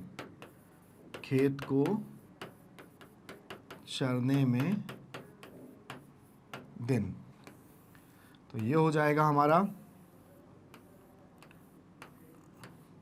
तो ये गायों की संख्या, जब गाय 6 थी तो खेत जुतरा था, मतलब खेत जो चर रहे थे वो 28 दिन थे, तो यहां पे अगर 14 गाय हो गई तो कितना हो जाएगा, x दिन हमने मान लिया। तो ये भी जाहिर सी बात है कि जब गायों की संख्या बढ़ गई तो खेत जो है वो जल्दी चर लेंगी। तो ये भी क्या है, प्रतिलोम समानुपात है। यह प्रतिलोम समानुपात है। तो 6 इंटू 28 बराबर 14 इंटू एक्स। तो 6 इंटू 28 बटा 14 बराबर एक्स। तो 14 एकम 14, 14 दूनी 28, तो 6 दूनी 12। तो x बराबर हो जाएगा 12। मतलब 6 से डायरेक्ट गाय कितनी हो गई, मतलब कितनी हो गई 12 दिन में। मतलब 6 से अगर 14 गाय हुई तो 28 से कितने दिन हो गए, 12 दिन में। तो हमारा आंसर कितना हो जाएगा, 12 दिन में वो खेत पूरी तरह से चर लेंगी। तो ये क्वेश्चन हो जाता है खत्म, जो कि बहुत अच्छा और बहुत ही प्यारा क्वेश्चन था। यहां पर हम 15 क्वेश्चन हो गए आगे, और बस कुछ ही क्वेश्चंस बचे। जहां तक हमारा जो एमसीक्यूज है वो बिल्कुल खत्म हो जाएगा। आगे आएंगे आपके लिए नए चैप्टर के लिए। तो चलिए देखते रहिए। नेक्स्ट क्वेश्चन पे आते हैं, देखते हैं अगला क्वेश्चन क्या है। अब आगे क्वेश्चन आ जाते हैं, किसी स्कूल में 45 मिनट अवधि के 8 कालांश होते हैं। यदि स्कूल में बराबर अवधि के 9 कालांश हो तो प्रत्येक कालांश कितने समय का होगा। ये तो आप लोग बहुत अच्छे से जानते होंगे, क्योंकि आपके स्कूल में जब घंटी बजती होगी तभी तो आपको पता पड़ता होगा। और बहुत से बच्चे तो बैठे रहते होंगे, यार टाइम क्या हो रहा है, बस जल्दी से घंटी बजे और मैं निकलूं। तो यहां पर आप लोगों को पता होगा कि एक आपके स्कूल में एक जो पीरियड होता है जिसको हम कहते हैं वो 45 मिनट का होता है कि 40 मिनट का होता है। तो यहां पर हम इससे हम जानेंगे कि अगर आपकी क्लास में 8 कालांश मतलब 8 सब्जेक्ट लगते हैं तो यहां पर वो 45 मिनट के होते हैं। अगर उसकी जगह 9 हो जाए तो कालांश कितनी देर का होगा। तो आप ये क्वेश्चन सोचिए, फिर मैं आपको बताता हूं इसके अंदर करना क्या है। तो चलिए, यहां पर दिया है कि किसी स्कूल में 45 मिनट, जैसा कि मैंने आपको बताया था कि भाई आपकी क्लास में ये चीज बहुत अच्छे से जानते होंगे। तो यहां पर 45 मिनट की अवधि के 8 कालांश होते हैं। 8 कालांश मतलब मान के चलिए आपका ये गणित हो गया, गणित के बाद आपका एक हिंदी हो गया, है ना, हिंदी के बाद आपका है ना विज्ञान हो गया, विज्ञान के बाद आपका क्या हो गया, विज्ञान के बाद आपका सामाजिक विज्ञान हो गया, सामाजिक विज्ञान के बाद आपका अंग्रेजी हो गया। तो ये कितने कालांश हो गए, 1 2 3 4 5, और उसके बाद 3 और कुछ मान लो, 3 आपका एक गेम्स हो गया, गेम्स होने के बाद आपका एक 2-3 और अलग एक्टिविटीज हो गए। ऐसे मिला के 8 कालांश हो गए, और प्रत्येक कालांश आपके 45 मिनट के हैं। ठीक है, अगर यहां पर अब आपके से टीचर आते हैं, वो बोलते हैं कि भाई अब एक कालांश और बढ़ाया जाए, तो लेकिन अब स्कूल का जो टाइमिंग रहता है ज्यादातर रहता है आपका 8 बजे से लेके मान के चलिए 12 बजे तक, है ना। थोड़ा क्वेश्चन को मैं समझाने की कोशिश कर रहा हूं, ध्यान से समझना। अगर ये स्कूल 8 बजे से लेके 12 बजे तक है तो 8 बजे से लेके 12 बजे के बीच में यहां पर मुझे कितने कालांश लगाना है, 8 कालांश लगाने हैं। तो ये 1 2 3 4 5 6 7 8, ये मान के चलिए 8 कालांश है। अब इनने बोला कि भैया यहां पर एक कंप्यूटर सब्जेक्ट तो जरूरी है और उसको लगना ही चाहिए। तो अब यहां पे अब हर कालांश कितने का है, 45 मिनट का है।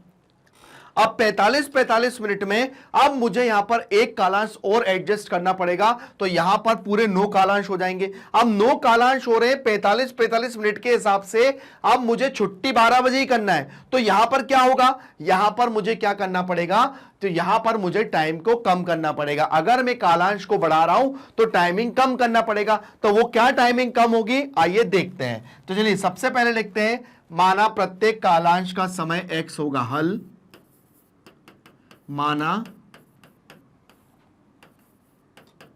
प्रत्येक कालांश का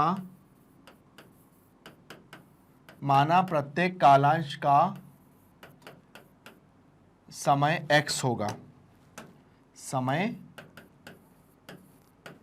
x मिनट होगा। ठीक है, माना प्रत्येक कालांश का समय x मिनट होगा। अब यहां पर हम लिखेंगे स्कूल के कालांश, स्कूल के कालांश, और उसके बाद स्कूल की समय अवधि, स्कूल की समय अवधि जो कि कहाँ में है, मिनट में है। चलिए यहां हो गया। अब इसको हम जमाते हैं। अब आपके हिसाब से देखिए, इनने बोला है कि 8 कालांश हैं और प्रत्येक की 45 मिनट अवधि है। अब अगर एक कालांश और बढ़ा दें तो यहां हो जाएगा x मिनट का। ठीक है, तो ये कौन सा है? जाहिर सी बात है कि ये प्रतिलोम समानुपात है। क्या है भैया? यह प्रतिलोम समानुपात है।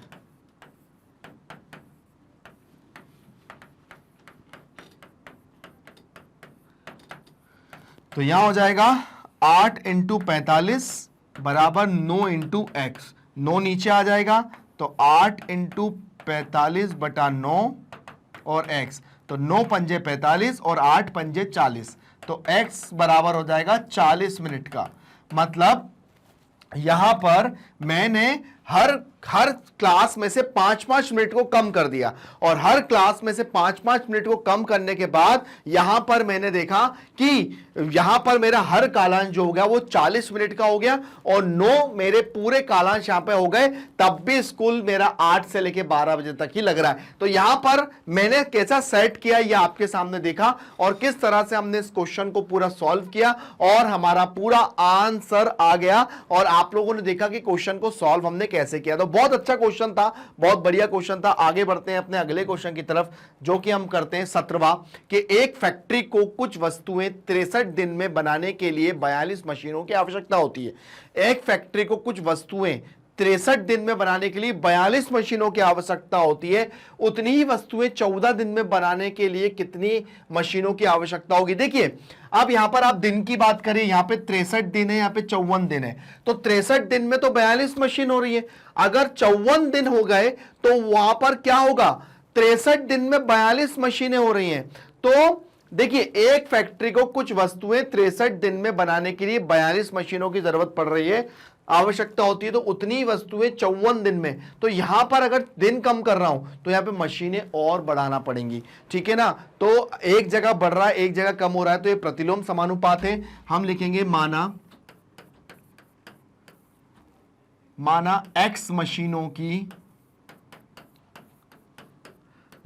x मशीनों की आवश्यकता होगी।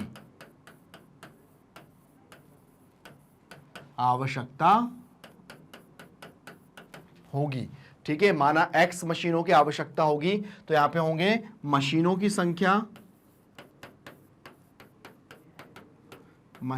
संख्या,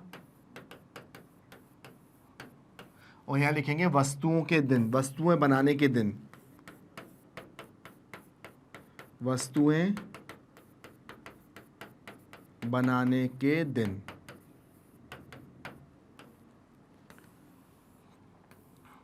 चलिए, तो यहां पर अगर 42 मशीन है तो 63 दिन लग रहे हैं।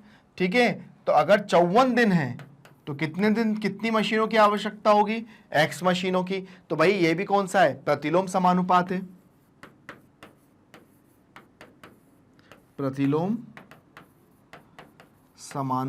है।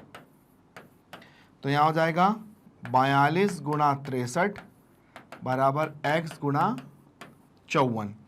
तो देखिए यहां पर हो जाएगा 42 गुणा 63 बराबर 54, और ये x।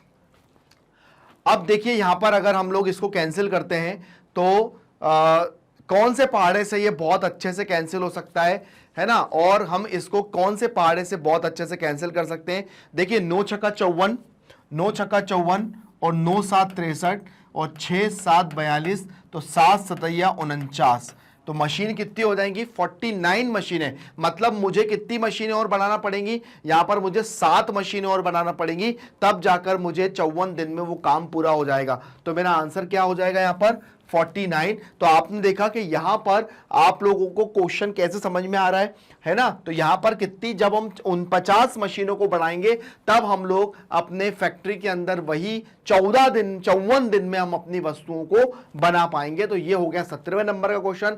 आगे बढ़ते हैं, देखते हैं आगे का क्वेश्चन क्या है, कैसे सॉल्व करना है। एक छात्रावास में 100 विद्यार्थी हैं और जिनके भोजन सामग्री 20 दिन के लिए पर्याप्त है ना? इस समूह में 25 विद्यार्थी और आ जाएं तो वह भोजन सामग्री कितने दिन चलेगी? चलिए, यह क्वेश्चन बहुत अच्छा क्वेश्चन है। अभी विद्यार्थी कितने हैं? 100 विद्यार्थी हैं, तो 100 विद्यार्थियों के लिए भोजन सामग्री 20 दिन चल रही है। लेकिन अगर 20 में से 25 विद्यार्थी और बढ़ जाए, मतलब 125 विद्यार्थी हो जाए, तो वो भोजन सामग्री 20 दिन से तो कम चलेगी ना, मतलब हम विद्यार्थियों को बढ़ा रहे हैं तो चलने वाली भोजन सामग्री जो है वो दिन कम हो रहे हैं। तो चलिए हम लिखते हैं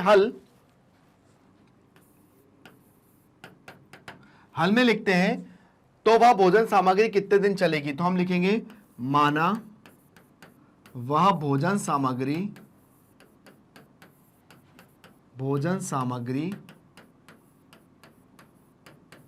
x दिन चलेगी, माना वो भोजन सामग्री x दिन चलेगी। अब x दिन चलेगी तो क्या हो जाएगा भैया, ये भोजन सामग्री अगर x दिन चलेगी तो यहां पर हम लोग लिखेंगे छात्रों की संख्या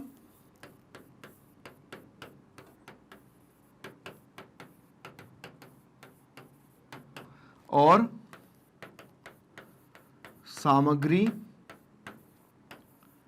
चलने के दिन, ऐसा लिख लो। तो यहां पर भोजन सामग्री है, तो जब विद्यार्थी हमारे पास कितने हैं 100, तब भोजन सामग्री कितनी चल रही है 20 दिन। और अगर इसमें 125 मतलब 25 विद्यार्थी और बढ़ जाएं तो 100 प्लस 25 125, तो भोजन सामग्री कितने दिन चलेगी x दिन। चलिए ये हो गया। तो ये भी कौन सा है, प्रतिलोम समानुपात का उदाहरण है, प्रतिलोम समानुपात है। तो ये हो जाएगा 100 गुणा 20 बराबर 125 गुणा x। तो ये कितना हो जाएगा 100 गुणा 20 बटा 125 बराबर x। तो 25 पंजे 125, 25 चौको 100, 4 5 चौको 20, तो 4 चौको 16। तो कितने दिन चल रही है 16 दिन चल रही है। ठीक है, देखिए 25 पंजे 125, 25 चौको 100 और 5 चौको 20, तो 4 चौको 16, x बराबर हमारा कितना आंसर आ गया 16 आंसर आ गया। तो ये हमारा एक बहुत अच्छा क्वेश्चन सॉल्व हो गया। यहां पर हमने देखा कि भोजन सामग्री 20 दिन चल रही थी 100 विद्यार्थियों में। अगर यहाँ पे 125 विद्यार्थी हो गए, मतलब 100 में 25 और जुड़ गए तो 125 हो गए, तो भोजन सामग्री कितने दिन चलेगी 16 दिन चलेगी। तो ये हमारा क्वेश्चन बहुत इंपॉर्टेंट था। आगे बढ़ते हैं अगले क्वेश्चन की तरफ, देखते हैं अगला क्वेश्चन क्या दिया हुआ है। एक काम को 900 लोग 42 दिन में करते हैं, यदि इनमें से 500 लोग और शामिल हो जाएं तब काम कितने दिन में पूरा होगा। चलिए सबसे पहले हम लिखेंगे माना काम x दिनों में पूरा होगा। माना काम x दिनों में पूरा होगा। ठीक है, तो हम लिखेंगे यहां पर काम करने वाले लोगों की संख्या या लोगों की संख्या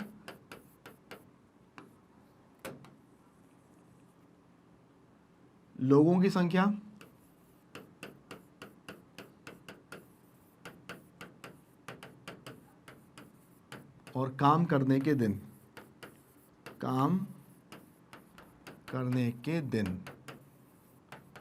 चलिए ये हमने बना लिया, ये हमने बना लिया, ये हो गया। जब 900 लोग थे तो 42 दिन में काम हो रहा था। अगर इस 900 में 500 और जुड़ जाएं तो 900 प्लस 500, तो कितना हो जाएगा 10 11 12 13 14, तो कितने हो जाएंगे 1400 लोग हो जाएंगे। तो काम कितने दिन में पूरा होगा, ये रहा। ठीक है, 10 11 12 13 14। ठीक है, अब देखिए यहां जाहिर सी बात है कि 900 लोग हैं तो 42 दिन में हो रहा है। अब यहां पर आपने 500 लोग और बढ़ा दिए, जब यहां पे लोग बढ़ा दिए तो यहां पे काम करने वाले दिन कम हो जाएंगे। तो ये क्या हो जाएगा, यह प्रतिलोम समानुपात है, यह प्रतिलोम समानुपात है। तो यह आएगा 900 गुणा 42 बराबर 1400 गुणा x। ठीक है, तो यहां हो जाएगा हमारा 900 गुणा 42 अपॉन 1400 बराबर x। तो 2 0 से 7 दूनी 14, 7 छंग 42, 2 एकम 2, 2 तिया 6, तो 3 नम 27, तो कितने दिन में निपटेगा? 27 दिन में। तो यही काम कितने दिन में निपटेगा? 27 दिन में। तो ये क्वेश्चन भी बहुत अच्छा क्वेश्चन था और हमने इसमें देखा कि इस क्वेश्चन को हमने कैसे सॉल्व किया, किस तरह से हमने इस क्वेश्चन को एंड तक ले गए और हमारा जो काम करने का जो दिन है वो कितने अच्छे से हमने इसको कंप्लीट किया। आप लोग भी ऐसे क्वेश्चन सॉल्व करिए, आपको समझ में आएगा कि क्वेश्चन को सॉल्व करने के लिए क्या ट्रिक लगाते हैं और इनके अंदर जो लॉजिक होता है उसको समझते हैं। जैसे आपने देखा कि यहाँ पे 900 लोग थे तो 42 दिन में काम हो रहा था, अब 9 में 500 और लोग आ गए तो 9 और 5 14 हो गए, तो ये काम करने के जो दिन है वो और कम हो जाएंगे। जैसा कि मैंने आपको बताया था कि घर में काम चलता है, वो एग्जांपल दिया था ना, आप वो एग्जांपल देखिए कितनी जल्दी हो गया काम, है ना। चलिए अब आते हैं अगले क्वेश्चन पे, क्वेश्चन नंबर 20 पे देखते हैं क्या दिया हुआ है। अब यहां पर x और y प्रतिलोम समानुपात में है, तब प्रतिलोम समानुपात में होता है तो यहां पर क्या होता है? x गुणा y हो जाता है। मतलब यहां पे कितना हो जाएगा? 15 गुणा 6 बराबर 9 गुणा, आप कुछ भी मान लीजिए यहां पर, ठीक है। यहां पे आप मान लीजिए k, ठीक है। तो यहां पर जब 9 आ जाएगा तो 15 गुणा 6 बटा 9 बराबर k, ठीक है। अब कितना हो जाएगा? यहां पर आ जाएगा 5 तिया 15, वो 3 पंजे 15 और 3 तिया 9, 3 एकम 3, 3 दूनी 6, तो k बराबर हो जाएगा 10। k बराबर कितना हो जाएगा? 10 हो जाएगा। तो ये प्रतिलोम समानुपात में है और हमारा जो आंसर है वो आपके सामने आ गया। अब देखिए, जैसे मान के चलिए आपको देखना है तो ये 15 इंटू 6 है और ये कितना है? 9 इंटू 10 है, तो 15 छक्का 90 होता है और ये भी 90, तो दोनों बराबर आ गए, तो ये हमारा आंसर बिल्कुल सही आ गया। तो 20वां क्वेश्चन होता है खत्म। बहुत छोटा क्वेश्चन था। आगे आते हैं नेक्स्ट क्वेश्चन पे, देखते हैं क्या दिया हुआ है। अब यहां पर हमें 21वें क्वेश्चन में अगर प्रत्यक्ष समानुपात में है तो प्रत्यक्ष समानुपात क्या होता है? प्रत्यक्ष समानुपात में x बटा y बराबर k होता है। तो मतलब यहां पे दिया है 15 बटा 6 बराबर 10 बटा k ले लो, ठीक है। अब यहां पर क्या होगा? यहां पे k की वैल्यू निकालना है, तो ये कितना हो जाएगा? 6 बटा 15 बराबर k बटा 10, तो हो जाएगा 15, ये हो जाएगा 6 गुणा 10 बटा 15 बराबर के, तो 5 दूनी 10, 5 या 15, 3 एकम 3, 3 दूनी 6, 2 दूनी 4, तो के बराबर कितना आ गया? 4 आ गया। अब अगर इसको देखना है कि ये प्रत्यक्ष समानुपात में है कि नहीं है, तो चलिए यहाँ पर अगर हम देखते हैं तो यहाँ पर अगर हम सब हटा देते हैं, इसको हटा दो और यहाँ पे आप लिख लो, यहाँ पे भी आप लिख लो 4, ठीक है। तो आप देखो तो यहाँ पे हो जाएगा 3 पंजे 15 और 3 दूनी 6, ठीक है। 2 पंजे 10, 2 दूनी 4, तो 5 बटा 2, 5 बटा 2, मतलब हमारा अनुपात क्या आ गया? यहाँ पर क्या आ गया हमारा अनुपात? 5:2, और यहाँ पर भी कितना आ रहा है? 5:2। तो ये भी हमारा कौन सा है? प्रत्यक्ष जो है समानुपात का एक बहुत अच्छा उदाहरण है। प्रत्यक्ष समानुपात को ही हम लोग सीधा समानुपात कहते हैं, ठीक है, ठीक है। चलिए आते हैं अगले क्वेश्चन पे, देखते हैं अगला क्वेश्चन क्या दिया हुआ है। Question number 22। अब देखिए यहां पर हमारा क्वेश्चन, अब आपको समझना है कि ये प्रत्यक्ष प्रतिलोम अनुपात या समानुपात से किससे यहां पर क्या आ रहा है। यहां पे राइट आंसर क्या आएगा? खेती की गई भूमि का क्षेत्रफल और काटी गई फसल कौन सा समानुपात है? देखिए जितनी खेती होगी, खेती की गई भूमि का क्षेत्रफल और काटी गई फसल का समानुपात क्या होगा। मतलब देखिए मैं आपको बताऊं, जितनी खेती होगी उतनी ही फसल कटेगी। आया समझ में? मतलब जितने बड़े एरिया में खेती होगी उतने बड़े एरिया की फसल कटेगी। तो मतलब जितनी बड़ी खेती उतनी ज्यादा फसल, है ना। तो यहां पर हमारा जो क्वेश्चन है ये कह रहा है हमारा कौन सा समानुपात है? ये प्रत्यक्ष समानुपात है। आया समझ में? क्योंकि जितनी खेती होगी उतना ही फसल हमें मिलेगी। आया समझ में? मतलब एक छोटा सा एग्जांपल देता हूं। हमारे यहां मटके में पानी है और एक बाल्टी में पानी है, ठीक है। तो मटके में पानी ज्यादा आता है और बाल्टी में पानी कम आता है। तो अगर मैंने मटका रख लिया तो जितना बड़ा मटका उतना मुझे पानी मिलेगा। तो ऐसे ही बात है कि जितनी बड़ी खेती है तो काटी गई फसल भी हमें उतनी ही मिलेगी। तो ये कौन सा उदाहरण है? प्रत्यक्ष का उदाहरण है, ठीक है। आगे आते हैं 23वें क्वेश्चन पे। किसी कार्य पर लगे व्यक्तियों की संख्या और उस कार्य को पूरा करने में समय कौन सा समानुपात है। देखिए ये वो समानुपात की बात हो रही है कि अगर जितने ज्यादा लोग काम करेंगे तो काम करने के जो दिन है वो कम हो जाएंगे, ठीक है, और जितने कम लोग होंगे काम करने के दिन उतने बढ़ जाएंगे। तो मतलब ये हमारा प्रतिलोम समानुपात का उदाहरण है कि यहां पर किसी कार्य पर लगे व्यक्तियों की संख्या और उस कार्य को पूरा करने में लगा समय कौन सा अनुपात है। यह डिपेंड करता है कि लोग ज्यादा होंगे तो दिन कम लगेंगे, और दिन ज्यादा होंगे मतलब अगर दिन ज्यादा होंगे तो लोग कम होंगे। तो यहां पर यह प्रतिलोम समानुपात का बहुत अच्छा उदाहरण है, आप इसको देख सकते हैं। आगे आते हैं अगले क्वेश्चन पे, क्वेश्चन नंबर 24 पे। एक समान चाल से किसी यात्रा में लिया गया समय और तय की गई दूरी।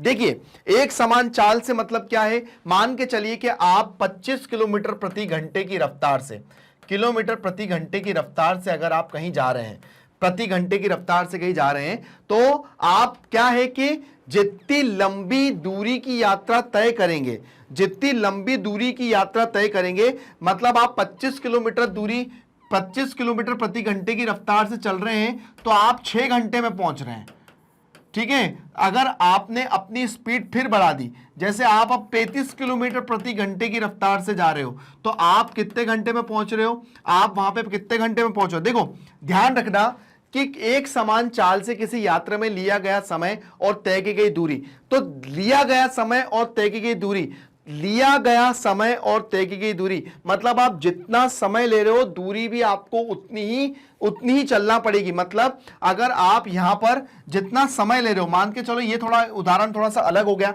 मान के चलिए कि आप जितने समय में, मतलब आप जितनी दूर चलोगे, मतलब जितना समय लगेगा, तो दूरी भी अगर आपको 6 घंटे लग रहे हैं किसी जगह पे जाने में, तो आपकी दूरी भी उतनी लंबी रहेगी। मतलब आप अगर 150 किलोमीटर जाओगे तो आपको 3 घंटे लगेंगे, ठीक है, समझना मेरी बात, ये दूरी है ये समय है। अगर आप 150 किलोमीटर जाओगे तो आपको 3 घंटे लगेंगे, अगर आप 300 किलोमीटर जाओगे तो आपको कितने, 300 किलोमीटर जाने में आपको लगेंगे 5 घंटे। आया समझ में। तो जितनी दूरी होगी समय उतना ज्यादा लगेगा। तो ये काय का उदाहरण है, ये प्रत्यक्ष का उदाहरण है। आया समझ में। लॉजिक को समझोगे अपने आप चीजें समझ में आ जाएगी। 24 नंबर का क्वेश्चन खत्म होता है। आगे बढ़ते हैं अगले क्वेश्चन पे। किसी देश की जनसंख्या और प्रति व्यक्ति भूमि का क्षेत्रफल कौन सा अनुपात है। यह तो आप बहुत अच्छे से जान सकते हो कि अगर किसी देश की जनसंख्या जितनी होगी तो क्षेत्रफल भी उतना बढ़ेगा। ऐसा तो नहीं है कि जनसंख्या बढ़ रही है पर क्षेत्रफल कम हो रहा है, क्या ऐसा हो रहा है बताओ। अच्छा आप मुझे ये लॉजिक वाला क्वेश्चन बता सकते हो कि दोनों में से मैंने कौन सी चीज सही बोली, कि किसी देश की जनसंख्या और प्रति व्यक्ति भूमि का क्षेत्रफल कौन सा अनुपात है। देखो जनसंख्या बढ़ रही है, जनसंख्या बढ़ रही है पर भूमि का जो क्षेत्रफल है वो क्या हो रहा है, भूमि का क्षेत्रफल कम होता जा रहा है। कम होता जा रहा है कि नहीं जा रहा। मतलब जितने लोग बढ़ रहे हैं, देखो अगर मैं आपको एक बात बताऊं, जैसे एक एग्जांपल दे रहा हूं, जैसे मान के चलिए एक टाइम पे हमारी जनसंख्या 1 करोड़ थी, है ना। तो मान के चलिए कि हमारी इतनी पृथ्वी में से इतना सा हिस्सा हम लोग यूज करते थे। अब 2 करोड़ हो गई जनसंख्या, 2 करोड़ जनसंख्या हो गई, हमने आधा पार्ट घेर लिया। मतलब जनसंख्या बढ़ रही है तो भूमि का क्षेत्रफल भी क्या हो रहा है, कम होता जा रहा है ना। तो यहां से बढ़ रही है और भूमि का क्षेत्रफल कम होता जा रहा है। कौन सा उदाहरण है, यह हमारा प्रतिलोम का बेस्ट उदाहरण है। तो यह हमारा क्वेश्चन हो गया और हमने उसको उदाहरण के साथ समझा। सारी चीजें हमने देखी कि किसी देश की जनसंख्या और प्रतिवर्ष प्रति व्यक्ति भूमि का जो क्षेत्रफल है वो क्या हो रहा है, भूमि का क्षेत्रफल तो कम होता जा रहा है, देश की जनसंख्या बढ़ती जा रही है तो जो क्षेत्रफल है वो भी क्या होता जा रहा है, यहाँ पे कम होता जा रहा है। तो ये जो उदाहरण है वो प्रतिलोम का बेस्ट उदाहरण है। यहां पर हम अब जो क्वेश्चन है हमारे 25 क्वेश्चन खत्म होते हैं। और अब देखते हैं कि अगर आप हमारे वीडियोस कैसे देख सकते हो, आप लोग किन किन तरीकों से आप हमारे वीडियो तक जा सकते हो। तो यहां पर हमने वो सारी चीजें यहां पर बताई हैं कि अगर जैसे आप लोग हमारी वीडियो देखना चाहते हो तो आप लोग हमारे YouTube या फिर YouTube पे जाकर उसकी प्लेलिस्ट में जाकर आप बहुत अच्छे से वीडियो देख सकते हो, या फिर आप लोग डायरेक्ट वेबसाइट पे मतलब गूगल पे आप डायरेक्ट मैग्नेट ब्रेन डाल के आप लोग हमारे वीडियोस को बहुत अच्छे से देख सकते हो, या फिर आप ऐप डाउनलोड कर सकते हो। अगर आपको हमारी नई नई अपडेट्स चाहिए कि अब हम क्या लाने वाले हैं या क्या सब्जेक्ट लाने वाले हैं, तो आप इंस्टा, ट्विटर या फिर FB के माध्यम से भी आप हमसे जुड़ सकते हैं। हाँ यहाँ पर बुक्स भी अवेलेबल हैं, यहाँ पर आपको ई बुक्स भी मिलती हैं और यहां पर आपको जो 100% फ्री वॉचिंग है, मतलब आपको अपने किसी भी सब्जेक्ट को पढ़ने के लिए कोई चार्ज नहीं देना है। यहां पर आपको पूरी क्लासेस बिल्कुल सब कुछ फ्री मिलने वाला है विद क्वालिटी एजुकेशन। आप यहां पे देख ही सकते हैं कि हमारे जो टॉप कोर्सेज हैं, सीबीएसई में आपको हिंदी मीडियम इंग्लिश मीडियम दोनों मिलता है ना, एनटीएससी है, ओलंपियाड है, CUET, IIT JEE, NEET, UP Bihar board, spoken English, banking, insurance, RRB, SSC, UPSC और जैप क्लैप जैसे कोर्सेज आपको बिल्कुल फ्री ऑफ कॉस्ट और 100% फ्री क्वालिटी एजुकेशन आपको मिलती है, जिसके लिए आपको कोई चार्ज नहीं देना है। इसलिए अगर आपके जो बड़े भाई बहन हो, अगर आपके ये वाली क्लास में हो, तो आप उनको बताइए कि भाई आप ये वाला मैग्नेट ब्रेन से बिल्कुल फ्री ऑफ कॉस्ट एजुकेशन ले सकते हो। या फिर आपके जो छोटे भाई बहन है जो 8 से लेकर 12 क्लास में, तब भी आप उनको बता सकते हो कि भाई मैग्नेट ब्रेन से पढ़िए, वहां पर आपको 100% फ्री और क्वालिटी एजुकेशन मिलती है। तो बस बने रहिए, मैग्नेट ब्रेन को देखते रहिए, हमारे चैनल को लाइक और सब्सक्राइब करिए। Thank you.